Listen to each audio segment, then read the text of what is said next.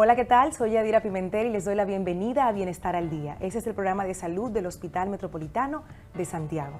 Resulta que el aislamiento social y la soledad ya no son situaciones aisladas, se está convirtiendo en un verdadero problema de salud pública global. Y quiero que escuchen los siguientes datos que aporta la Organización Mundial de la Salud. Y es que 1 de cada 6 personas se ven afectadas por la soledad, que cada hora 100 personas mueren a causa de los efectos de la misma y que el rango de edad que está afectando más la soledad es la adolescencia, de 13 a 17 años. Una etapa que está llamada a ser activa, de conexión con tus pares. Está sucediendo esto. Vamos a hablar del tema con la licenciada Inés Almanzar, psicóloga y terapeuta familiar del Hospital Metropolitano de Santiago, que hoy nos acompaña. Bienvenida.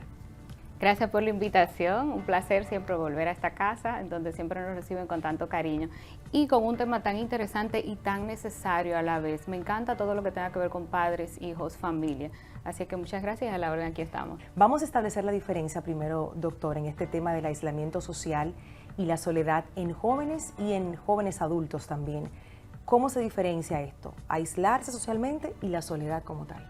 Sí, realmente pareciera que fuera lo mismo, pero hay que ver porque cada uno de los términos tiene como una connotación subjetiva y otra parte objetiva. O sea, pudiéramos contabilizar que la persona está sola porque no hay un grupo de 10 personas, por ejemplo.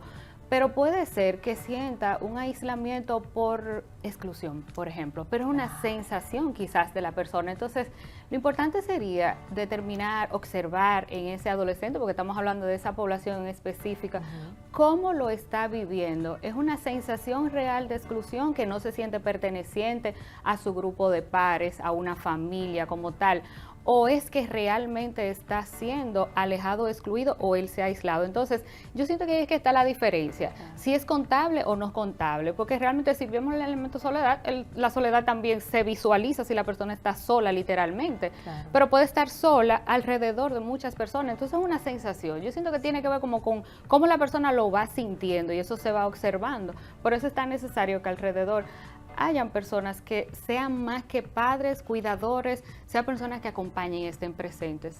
Que sepamos ser guías en una etapa tan compleja, que sepamos ser guías. ¿Qué pasa que ha aumentado esta situación en esa población específicamente? Sí, realmente lo que pasa es que esa es la edad en que se debería dar más conexión, es la etapa en donde se desarrolla la identidad, la pertenencia, todos los rasgos de personalidad. Entonces es interesante que pueda tener ese adolescente, ese joven, pueda tener un grupo de referencia, un grupo en donde se siente perteneciente, y lo que solemos ver hoy día es muchos jovencitos que lo dicen a sí mismos: yo hice todo un esfuerzo por pertenecer, porque me invitaran al grupo de WhatsApp o porque me invitaran a un grupo y le llaman a sí mismo el grupo tal. Entonces eso ya es un gran logro. Entonces hoy día tenemos una connotación diferente de lo que es estar en grupo o sentirse comunidad, y tiene que ver con todo ese elemento de conexión. Ahora los adolescentes y los jóvenes se conectan más desde la tecnología, pero también ahí ellos sienten si realmente se les está tomando en cuenta o son excluidos. Entonces en la etapa de la adolescencia es un elemento clave para el neurodesarrollo del cerebro, de todos los elementos de la personalidad, de todo el conjunto que tenga que ver incluso con el impacto de lo social inmediato, su entorno social, su familia de origen o cuidadores, o todo lo que tenga que ver con la sociedad, la escuela, su grupo de pares, si pertenece a algún otro grupo, pastorales, clubes y demás. Entonces como que todo va irradiando desde donde la persona lo está viviendo, se va como irradiando hacia afuera. Así es que suele vivirse. Y hay que hablar del momento histórico en el que nos ha tocado vivir y en el que están viviendo nuestros adolescentes hoy en día. Para nosotros, en nuestra época de ser jóvenes, estar en grupos en el colegio, en el recreo, reunirse afuera, jugar en la calle, como dice la licenciada, el tema de que es una pastoral juvenil, pero ahora tenemos las famosas redes sociales, que como su nombre lo indica, están para conectarnos o para hiperconectarnos. Sin embargo, cuando te acercas a un joven y le preguntas si realmente se siente conectado a través de ellas, posiblemente responda que no. O sea, como algo que está llamado a conectarte masivamente con el mundo, donde la gente ve lo que tú comiste, lo que no comiste, dónde estás, y tú compartes tu vida, sí hay una sensación de soledad también ahí. Sí, hay una sensación de soledad realmente, porque las redes sociales están llamadas y están preparadas para conectarnos con grupos grandes, masivos. Ahora que tanta gente tiene su empleo, pero también su emprendimiento, o simplemente tiene un emprendimiento, lo que tenga, pero lo proyecta a través de ahí. Entonces, es un medio, es necesario, los profesionales tenemos que aparecer en las redes, nos guste o no nos guste. O sea, es un elemento medidor hoy día, en ese sentido. ¿Dónde está la mala influencia o que no es quizás tan positiva? Claro. ¿Dónde está el exceso? Cuando entonces la persona, por ejemplo, tiende a mostrar solo su parte positiva, la parte más bonita, o tiende a solo visualizar y ver y seguir la vida de los demás, entonces se compara. Entonces ahí el elemento comparación hace un efecto y volvemos otra vez a la sensación, ¿cómo la persona lo siente eso? Entonces, si la persona esto lo hace retraerse, aislarse, bajar su autoestima, sentir que no puede, es diferente a si se proyecta y ve en los demás y dice, tomo la idea y emprendo con eso y le funciona. Claro. O sea, es diferente como la sensación que le quede. Entonces, todo eso debe ser guiado. Volvemos otra vez a la población que estamos hablando, adolescentes y jóvenes. Lo ideal debería ser que realmente estén acompañados, sobre todo a partir de los 13 años, 15 años, que los padres vayan dando acceso a algunas redes. Claro. Pero la realidad es que hoy día tenemos niños con 7 años, 6 años, con celular. Y una vez que tiene el celular y además tiene una tablet, tiene un Nintendo, tiene acceso a todas las redes. Y los padres realmente, como también tienen acceso a todas las redes, pues cada uno está distraído en su mundo. Entonces ahora lo que se está dando es que las redes nos está aislando, pero es per se, es real, es literal. Entonces eso es lo que hay que ver. ¿Cuál es el exceso? ¿Cómo es el uso que le estamos dando realmente? Habría que ver esa parte. Teniendo pequeños mundos en nuestro mundo, digamos nuestro hogar, y cada quien en su celular, en su red social favorita, en su juego favorito, y eso tiene sus peligros, y estudios han demostrado, y lo siguen haciendo, la situación de la edad con la que tú le presentas esta opción a tus hijos. Y quedándonos en redes sociales, porque es un tema bastante largo y tendido, licenciada Inés, psicológicamente hablando, explíquenos por qué es tan atractivo entrar, quedarse, así sea para ver cosas, entretenerse, socializar. ¿Por qué? ¿Qué pasa con las redes sociales que son tan adictivas, pudiéramos decir la palabra para ser bien claros, que como que te llaman? Tú entras al celular a buscar un contacto y mágicamente estás en una red social y tú dices, ¿pero y qué hago aquí? Sí. Realmente, quienes diseñan las redes sociales, ellos mismos en algún momento lo han dicho, o sea, a sus hijos no le permiten realmente tener acceso a las redes y a la tecnología. Muchos lo han dicho, muchos famosos y creadores, dueños de esas grandes empresas que tienen que ver con telecomunicaciones y demás. Y es porque realmente están diseñadas, como dices, que sean adictivas. O sea, eso es como las series. Las series te muestran un capítulo, no ha terminado el otro, cuando ya te enganchan con una trama con la que sigue. Entonces, las redes realmente tienen esa connotación, o sea, es como algo interesante de un tema cada vez diferente. Entonces, ese clic entre una imagen y otra, entre un post y otro, deja una sensación en el cerebro, como le llamamos las hormonas de la felicidad, o los químicos de la felicidad, de la dopamina, la oxitocina. O sea, es como una sensación de felicidad, un gustico, una alegría. Entonces, esa sensación, mientras estoy, ¿verdad?, sintiendo placer, no me muevo, me quedo ahí. Pero entonces hay algo, y es la oxitocina. Nosotros precisamente es con la interacción que se da con la gente, con el roce físico. Y a veces ni siquiera nos detenemos unos minutos a tener ese roce físico, ese encuentro, o ese preguntarle a la gente con la que vivimos en la casa.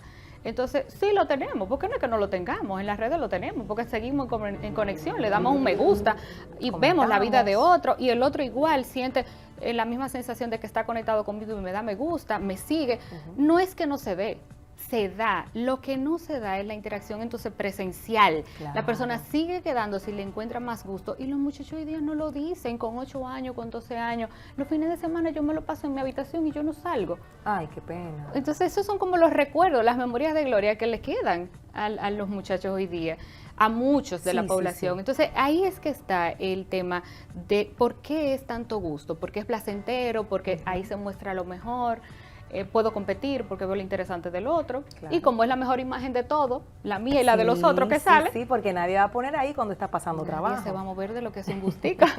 Es como cuando uno come un Así chocolate es, y te da como así es. un subidón de Así dopamina. es, y así tú es. uno Como quiere los más. juegos de azar, es como una azuquita, es algo Claro. que te enciende, te mantiene vivo, te mantiene eso alegre. Después de la pausa vamos a estar conversando sobre el papel que jugó la pandemia en este sentido del aislamiento social y la soledad en nuestros jóvenes. Ya volvemos.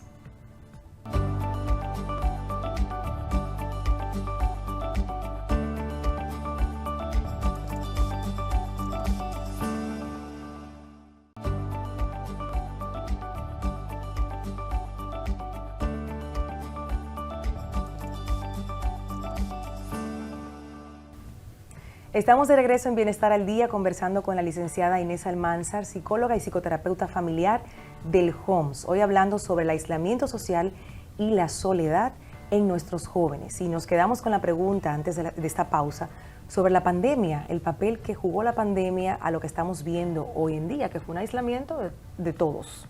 Sí, fue un aislamiento forzado, de Claro. repente, físicamente, presencial, y de por sí ya antes se venía dando, porque lo que se estaba dando ya era la digitalización del ocio. O sea, es como las personas encontramos, y sobre todo los jóvenes adolescentes, encuentran que su ocio es más placentero, se distraen, la pasan mejor en el medio digital, o sea, en todo el mundo de la tecnología, todo lo que tenga que ver con tecnología a través de app, como le llaman, y redes sociales. Las apps. Entonces ya venía dándose, y los adultos también, ya hay mucha gente que encontró el parché, el ajedrez, o sea, todo lo que era hasta juego de mesa, también ya aparecía en los celulares. Entonces cuando vino la pandemia, realmente simplemente fue algo forzado de repente que nos separó y nos forzó. Claro, que mucha gente también, porque hay que ver lo positivo, eso nos llevó, la pandemia nos llevó a conocer más realmente, a tratarnos más a fondo, mucha gente que aprendió muchas cosas que normalmente de la vida práctica no las sabía hacer de una casa, o sea, nos dimos cuenta quién es familia realmente, quién es la prioridad.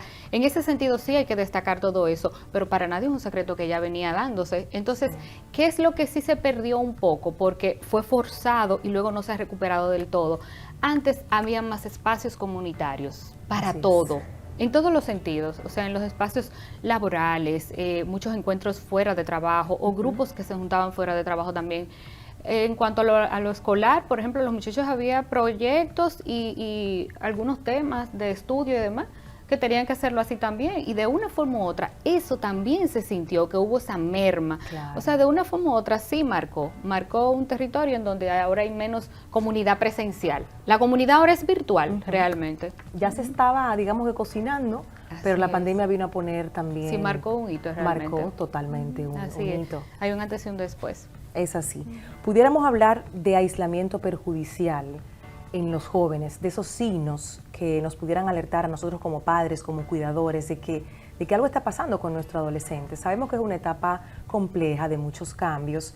Algunos suelen aislarse de manera natural, pero hay que observar ciertos signos, ¿verdad que sí? Sí, por ejemplo, si vemos que pasa mucho tiempo, o sea, horas largas y no quieren salir de ahí, o sea, si hay un letargo, si hay irritabilidad, si hay, por ejemplo, o sea, en cuanto a la forma de reaccionar, que se note que realmente no hay un motivo como para que reaccione de una manera agresiva o que ataque, o sea, ese tipo de cosas que llaman la atención, que tú dices, pero simplemente estábamos acercándole y diciéndole que viniera a comer, o sea, Claro. ese tipo de cosas llaman la atención, entonces es bueno observar, porque a veces de lo que reciben, hay muchos juegos que son violentos, por ejemplo, y los padres no se están dando cuenta cuál es la calidad de lo que están jugando. Entonces, habría que meterse y ver realmente para poder comprender la reacción, porque no es que juzguemos, Claro, ni claro. que la normalicemos tampoco, pero de una forma u otra hay que ver realmente para poder comprender qué es lo que está pasando. Entonces, si vemos el letargo, si vemos también que hay una sensación de tristeza que queda a largo plazo, se cronifica, y también si hay cosas que antes le gustaba hacer, eso llama la atención. Cuando un niño tiene una pasión por algo, el fútbol, o una niña que le gustaba algo, o lo que fuera, ballet, interactuar con un grupo de amiguitas, y de repente entonces se da esa merma, ahí también nosotros tenemos que observar. Por eso el padre, el cuidador, quien esté a cargo, el adulto, tiene que tener mucho cuidado con esa parte, con el observar cuál es la diferencia, porque cuál es la característica normal de ese niño o ese adolescente, para poder entonces observar dónde está esa llamada de atención, porque cada uno va a ser diferente. Cada uno. Hay que integrarse, que es una palabra clave, integrarse, observar, hay que ser integrarse parte en el proceso, de ese proceso de ese adolescente. ¿Pudiéramos decir que el aislamiento social genera algún tipo de problema en el desarrollo del cerebro de ese adolescente? Sí, realmente deja merma, porque en la adolescencia realmente es que más se necesita esa interacción, esa conexión, esos grupos de pares, porque hay cosas que tú no las aprendes viendo, es como que se contagia. O sea, los muchachos aprenden a hacer y hablar el mismo lenguaje, la misma jerga, la misma reacción rápida. Para nadie es un secreto que un adulto tiene que andar muchísimo más despacio. Los adolescentes andan acelerados, ¿pero por qué? Por la chispa. Entonces, eso se contagia. Entonces, si se da esa interacción, pues ellos se contagian. Entonces, aprenden a hablar, aprenden a desenvolverse, comparten técnicas de estudio, porque la verdad es que lo que comparten más no es trabajo, es más bien estudio, interacción de esos grupos que son actividades de ocio. El recreo. Entonces, exacto, entonces es como aprender, inclusive si es un básquetbol o béisbol que juegan, por ejemplo, es como aprender a interactuar, por ejemplo, con los padres de los demás compañeros. O sea, todos esos aprendizajes de cómo se relacionan con la sociedad. Eso es lo que se aprende en ese momento. Exacto. No toca la vida laboral, ¿verdad? Aunque hay algunos que sí les toca trabajar. Entonces todo eso se contagia, todo eso se aprende. Eso no solo es lo que ven en las redes. Entonces realmente el aislamiento afecta porque eso merma, porque ese nivel de oxitocina que se da, esa interacción, no es la misma. No es la misma, es un sustituto. Cuando es a través de las redes es un sustituto. Entonces la emoción no es la misma, y la emoción es la que te hace mover.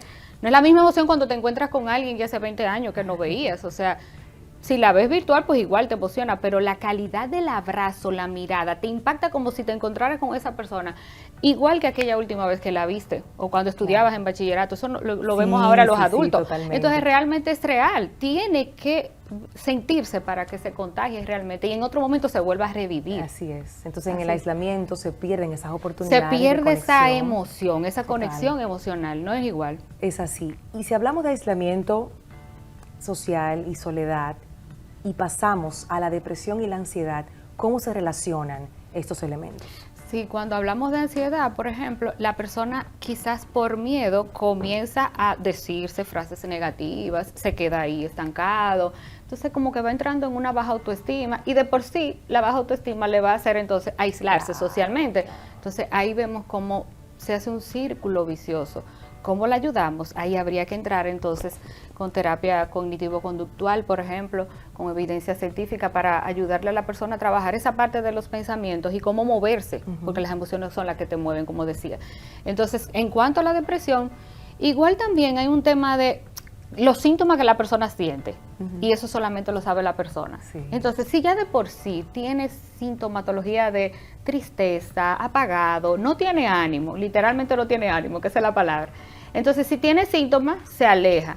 Al alejarse, de por sí, quizá nadie lo acerque. Entonces, ahí vuelve otra vez, se da el círculo vicioso también, de que el síntoma te aleja, y al alejarte no encuentras cómo volver otra vez. Entonces, es como así, como que se va dando en cadena. Una cosa está llevando a la otra, y hay que ver entonces cómo entrar, cómo acercarse. Como decías ahorita, la palabra es integrar, pero ¿desde dónde acercarse? O sea, tiene que haber una comprensión y un respeto al terreno del otro, porque muchas veces los padres lo que dicen es, pero es que tú tienes que controlar la ansiedad. Sí, pero el padre está logrando modelar eso. O sea, tú estás ansioso también en ese momento. ¿Qué puedes contagiar? ¿Qué puedes proyectar? Primero habría que tratar entonces de lograr un poquito de esa ansiedad para poder invitar con la presencia, con el semblante, con la paz, con la calma, realmente que ese niño, que ese adolescente pueda darse cuenta que tiene sintomatología de ansiedad y de depresión a través del adulto que le está ayudando a interpretarla, y desde ahí entonces buscar la ayuda, porque el niño o el adolescente quizás no le da nombre, no lo puede interpretar, pero con la ayuda de otros sí, ¿verdad? Y con la ayuda de un externo. Y muchas veces uno como guía, como madre y padre, piensa que necesita tener todas las respuestas, Y muchas veces, licenciada Inés, y usted me corregirá, nuestros hijos solo están buscando una mirada de empatía, una escucha real, una presencia de estoy aquí, aunque no sepa qué decirte ni qué aconsejarte, pero estoy aquí. Así es, la presencia. Yo siempre digo que nadie puede dar lo que no tiene. Si nosotros como adultos, como padres, como cuidadores, realmente hacemos el espacio, ordenamos prioridades y sabemos dejar algunas cosas de nuestra vida para poder entonces atender esa prioridad, con eso de por sí, además de que abrimos el espacio a que se dé la conexión presencial, con eso se da la oportunidad del que está sintiendo el aislamiento, o le salgo al encuentro yo o esa persona sale al encuentro, pero ese espacio tiene que darse. Entonces, por eso es que hoy día es tan necesario que nosotros volvamos a la calma, a la paz, pero no con lo que le funciona a otro o en el espacio que le funciona a otro, es con lo que ya yo soy, con lo que ya yo tengo, porque eso que ya yo soy y yo tengo es el punto de partida y eso es lo que va a salir, no la referencia de lo que vi en las redes o en un perfil de las redes sociales, porque eso que estoy intentando hacer de lo que vi no va a salir igual. Lo que va sí va a fluir de manera espontánea y va a contagiar a ese menor con el que yo estoy interactuando y yo voy a ser modelo como adulto, es realmente lo que yo de manera natural exprese y fluya. Pero primero tengo que serenarme, primero tengo que hacer orden de prioridades, o sea, no es mágico, no sucede de manera mágica. La gente tiene que calmar, bajar las velocidades. Yo siempre digo bajar las velocidades al comer, al caminar, al hablar. Sí, porque andamos en un tren de vida, respirar. Andamos en un tren de vida que lo que más funciona y lo que más agrada es, sí, andamos rápido, no tengo tiempo, no te llamé, no te devolví porque no tuve tiempo. O sea, realmente eso se ha normalizado. Increíble. Así es. Nos está costando mucho esperar. Así es, aprender a esperar, la calma, la paz. Y en esa estructura, entonces poder acompañar a nuestros adolescentes, que usted sienta que está aislándose socialmente, que usted sienta que está solo. Y a veces no sabemos a profundidad qué historia hay detrás de ese aislamiento de ese joven. Y para eso tenemos que abrir una puerta de confianza. Con ese mensaje y esas últimas recomendaciones, le agradecemos muchísimo que haya venido otra vez a hablar de estos temas tan importantes. Gracias a ustedes, siempre a la orden. Siempre un placer participar. Claro que sí. Hay más recomendaciones después de la pausa. Despedimos así a la licenciada Inés Almanzar, psicóloga y terapeuta familiar del HOMS. Volvemos con mucho más.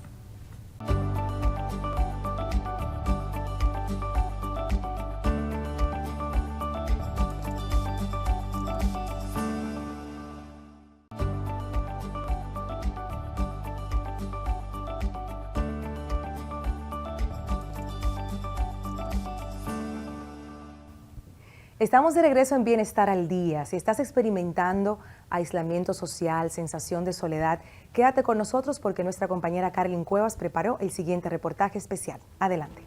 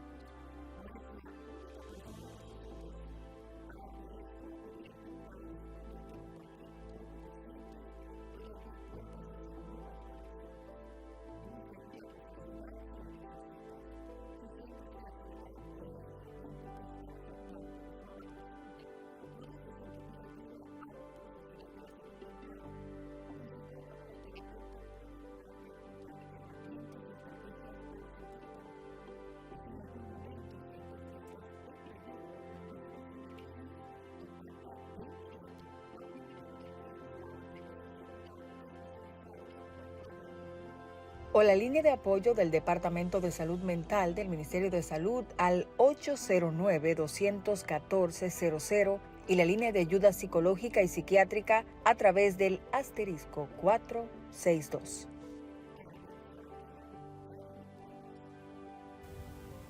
Desconectarte de la tecnología, abrazar la naturaleza, unirte a un voluntariado y tener cerca el número de teléfono que aparece en pantalla son recomendaciones que queremos puntualizar en esta última parte de Bienestar al Día. Gracias por habernos acompañado. Recuerden seguirnos en redes sociales, tanto en YouTube como en Instagram como Bienestar al Día TV. Soy Yadira Pimentel, nos encontramos en una próxima entrega. Hasta pronto.